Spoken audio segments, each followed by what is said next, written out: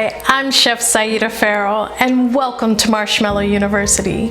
If you're joining me, it's most likely that you love eating marshmallows just as much as I do, and you want to learn all you can to create fluffy, flavorful marshmallows in less time and with confidence.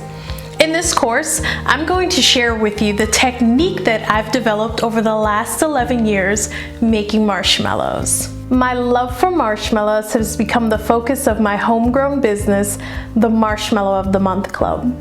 Over the last 2 years, I've sent out thousands of marshmallows ranging in flavor from classic vanilla to the odd cranberry to the delightful pear ginger prosecco. This course is structured so you can pause after each lesson and gather your ingredients and equipment that you'll need to make classic vanilla marshmallows. I'll guide you through all the equipment that you'll need and review the recipe and ingredients, as well as some alternative ingredients.